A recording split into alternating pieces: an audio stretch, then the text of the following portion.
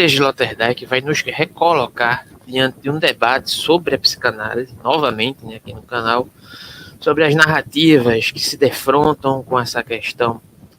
a partir de um texto ou uma sequência de textos que é elaborada no livro ou livreto do próprio Peter Sloterdijk, chamado Derrida, um egípcio. E diante desse aspecto, o Sloterdijk vai resgatar um diálogo em um determinado trecho desse texto com o Thomas Mann, né, que vai se referir à figura de José do Egito, né, como uma figura propícia, né, para discutir determinadas questões em detrimento do Derrida, em detrimento do surgimento da psicanálise, em detrimento das apropriações, algumas delas, né, que a psicanálise sofre, e como esse egipcismo perpassa esses saberes, essas apropriações, né, e como o Derrida trabalha isso de certa maneira muito mais,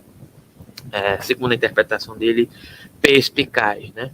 Vão haver 3 momentos, né, diante dessa questão desse diálogo com a psicanálise e diante da apropriação da psicanálise que o Sloterdijk vai enumerar, né? O primeiro desses momentos é o surgimento da psicanálise com o próprio Freud, enquanto narrativa que pretende-se apropriar-se de determinadas concepções de cultura, apesar de certa forma isso aparecer em Freud como própria problemática compreendida pelo Freud, né? Algo que já foi recolocado de certa maneira por alguns pensadores, assim como Foucault. Já discutimos isso aqui no canal, em certo sentido, né? Como Foucault, de certa forma, em primeiro momento faz sua crítica à psicanálise, porém, no momento mais tardio, ele não consegue se dispersar, digamos, de alguns aspectos que se valem da própria psicanálise para fazer crítica à psicanálise, né? Ou seja, a psicanálise permanece ali, apesar de ser bastante criticável em vários aspectos, isso não quer dizer que a torne obsoleta. E, de certa maneira, o Sloterdijk também vai perpassar um certo caminho de crítica à psicanálise ou crítica a determinados usos da psicanálise a partir dessa questão do egipcismo ou da relação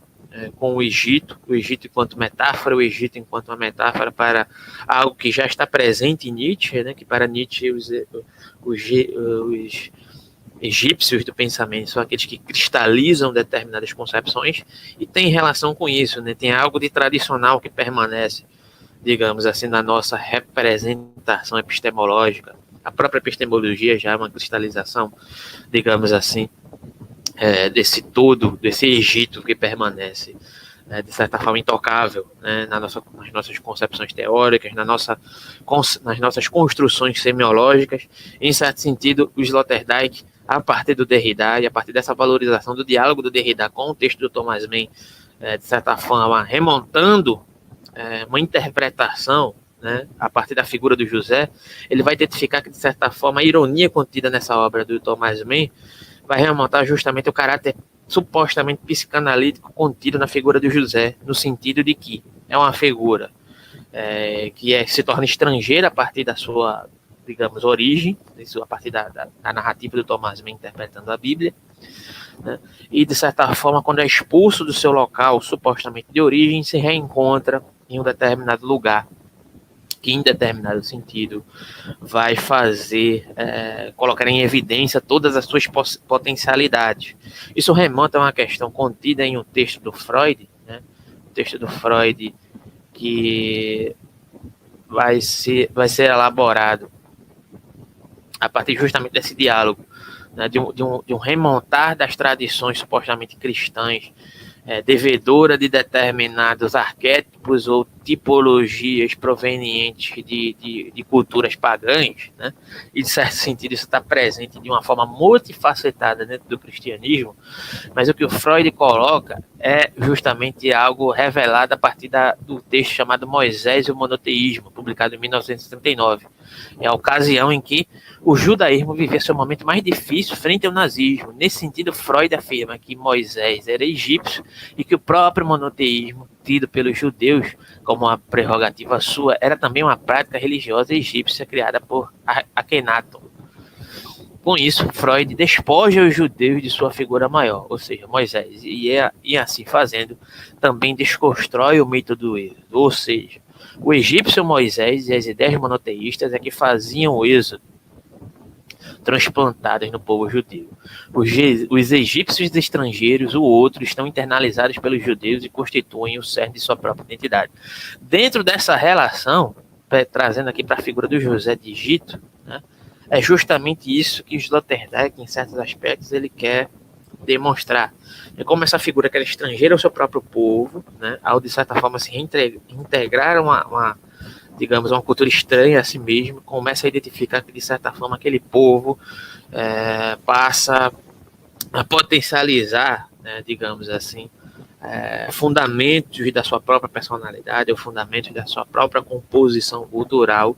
né, porque de certa forma ali estão presentes as suas origens, e de certa forma a própria narrativa psicanalítica, a partir da interpretação do Sloterdijk contida no Thomas Mann, ela vai ironizar essa questão, né, enquanto a figura do José sendo estrangeiro, o estrangeiro que de certa forma retorna para sua própria casa, o estrangeiro que era estrangeiro na sua própria terra e vai para uma terra estrangeira e na verdade encontra ali muito daquilo que compõe a sua própria personalidade, da personalidade do seu próprio povo, faz com que ele seja uma figura de sucesso, uma figura de certa forma que atinja uma determinada hegemonia, que agrade os faraós ali naquele determinado período, pois na verdade ele só está, digamos assim, diagnosticando alguns aspectos que já fazem parte da sua composição cultural, que tem origem ali naquele determinado egipcismo e naquele Egito, e que compõe a própria narrativa, digamos assim, da construção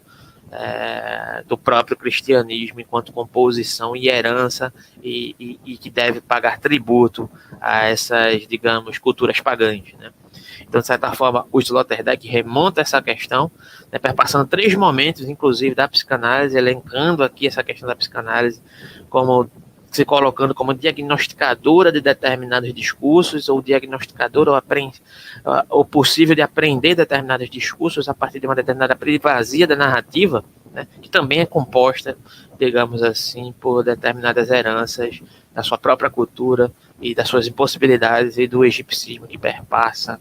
ela mesma. Primeiro momento surge com Freud, né? Não que Freud não tenha identificado essa questão, que aí é onde se estabelece o surgimento da psicanálise, né, oficialmente, e de certa forma o próprio Freud é perpassado por essas composições e essas problemáticas, e ele se apercebe de algumas delas, né? O próprio Freud, como foi colocado aqui, coloca essa questão da figura do Moisés e do egipcismo, como foi colocado pelo Sloterdijk. Mas ainda assim o Sloterdijk diagnostica algumas questões que permanecem à narrativa da psicanálise enquanto um território piramidal, um território egípcio que não se permite, de certa forma, desconstruir. O segundo momento, e aqui vem um dedo da crítica do Sloterdijk, a escola de Frankfurt, na qual ele é dissidente, né? É justamente a questão do Walter Benjamin, quando tenta, de certa forma, se apropriar do próprio Freud, não só o Walter Benjamin, mas como outros pensadores desse período, contemporâneos ao Walter Benjamin. Ele tenta se apropriar desse discurso psicanalítico, não deixando ou não tentando circunscrevê-lo à narrativa freudiana exclusivamente, que são algumas, inclusive, mas uma predominância dessa narrativa freudiana, e tenta fazer uma psicanálise do proletariado, segundo os Sloterdijk. Então, em certo sentido, isso se tornaria problemático, pois traria um aspecto messiânico desse tipo de narrativa, no sentido que também remonta a uma determinada composição de um certo egipcismo, de um certo, digamos, de uma certa referência, de uma disposição ou de uma imposição de um discurso messiânico em detrimento, digamos, de composições mais aprofundadas acerca da composição da semiologia, também, não só da questão semiológica, mas da semiologia, da composição